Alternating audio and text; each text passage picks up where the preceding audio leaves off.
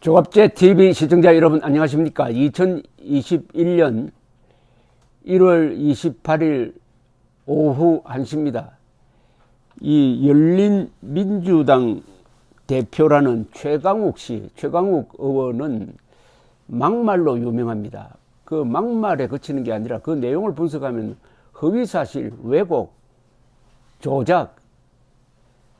그런데도 이 사람의 일거수일투족에 대해서 언론이 크게 써주는 이유는 단 하나. 문재인 대통령이 총애하는 사람이다.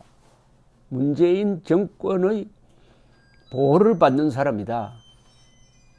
그 가치, 그게 이제 뉴스 가치가 되어가지고 이렇게 크게 보도를 하는데, 오늘 재판에 넘겨져가지고 실형 집행유예를 선고받았습니다.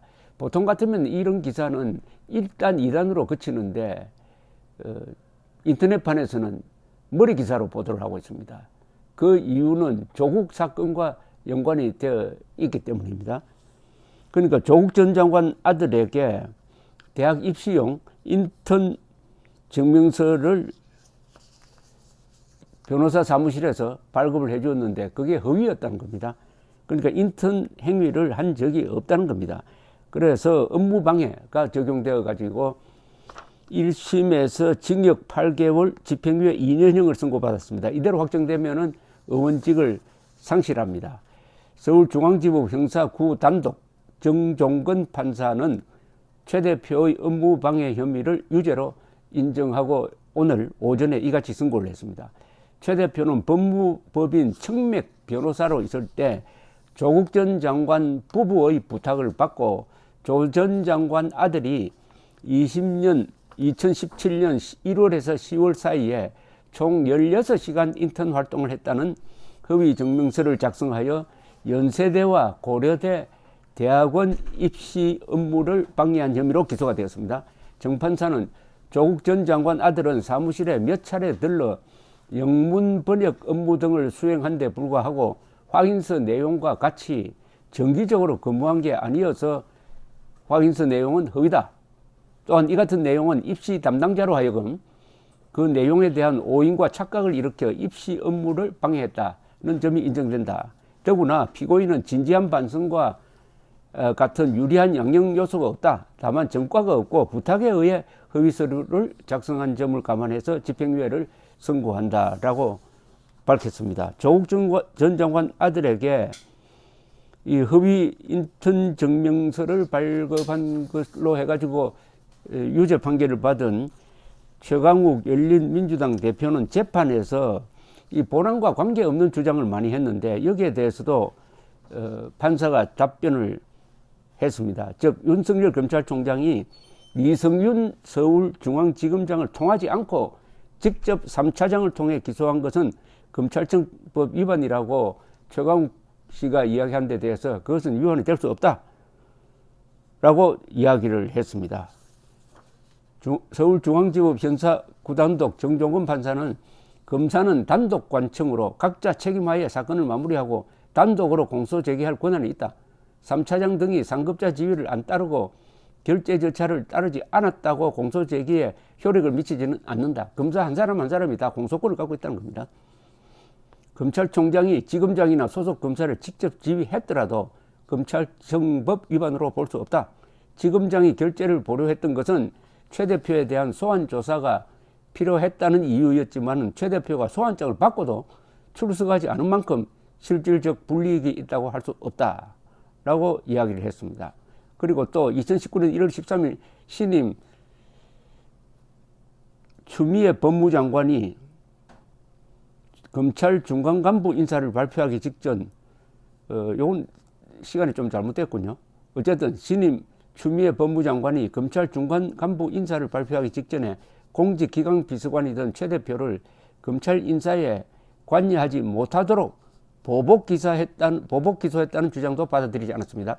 최 대표가 적법한 절차에 따른 소환 요구에 응하지 않고 유죄의 증거도 있었다. 비서관이란 지위를 이용한 범행이 아니더라도 기소 요건이 되면 기소할 수 있다라고 했습니다. 이런 사람이 공직기강 비서관에 있었다는 게 하나의 참 기적이고, 그 다음에 이 사람이 어떻게 당을 창당해가지고 당선될 수 있느냐는 것도 기적이고, 이 사람이 지금 국회 법사위원회의 위원으로 배정되어 있다는 것도 기적입니다. 더구나 이걸로 지금 이 사람이 끝난 게 아닙니다. 이보다 더 큰 사건 2개가 지금 기다리고 있습니다. 어제는 이 이른바 검언유착이라고 불렸지만 나중에 보니까 완전히 조작으로 밝혀진 이 사건, 채널A 기자와 한동훈 검사장이 짜고 유시민을 잡으려고 했다는 이 음모에 가담을 해가지고 허위 사실을 유포한 혐의로 해가지고 또 기소가 됐습니다. 그 내용은 뭐냐 하면 최 대표는 지난해 4월 자신의 소셜 네트워크 서비스에 편지와 녹취록상 채널A 기자 발언 요지라는 글을 올렸는데 거기에 허위 사실이 있었습니다.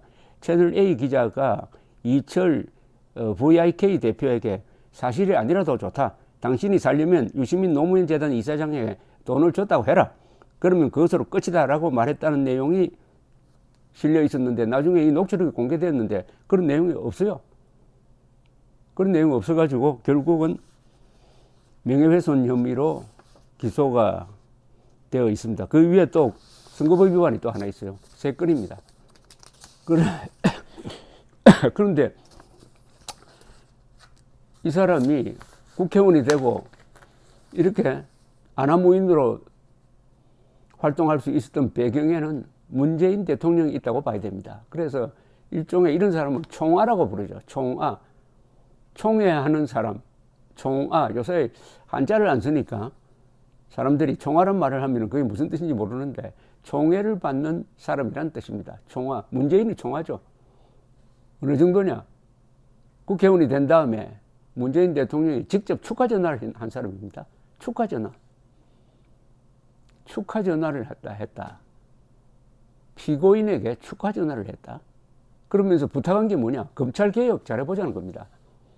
아니, 대통령이 최강욱이라는 이 지금 범죄를 저지른 혐의로 3건이나 기소된 사람에게 전화를 걸어가지고 우리 같이 힘을 모아가지고 검찰개혁 잘해보겠다고 하면은 그 검찰개혁이 뭘 의미하는 검찰개혁입니까? 우리 편을 보호하는 그런 검찰을 만들자. 상대편을 물고 뜯는 그런 검찰을 만들자. 우리 힘을 한번 합쳐보자. 다행히 아직은 판사들이 살아 있습니다. 특히 요새 판례를 보면은 1심 판사들이 그리고 단독 판사들이 올바른 판결을 내릴 경우가 많습니다. 그런데 이게 2심 대법원으로 올라가면은 판결 결과가 휘어지기도 하고 왜곡되기도 하고 엉뚱한 판결이 나오기도 합니다. 2심에 올라갔을 때 어떻게 될지 아주 주목되는 바입니다. 이럴 때는 이 올바른 선고를 했다고 생각하는 분들에게 격려를 보내야 됩니다. 뭐 직접 전화를 할 수 없으면은 이 인터넷에 댓글로 SNS를 통해서 응원 메시지를 보내는 게 이런 정의로운 판사들이 권력에 굽히지 않도록 하는 국민들의 성원이 될 것입니다. 감사합니다.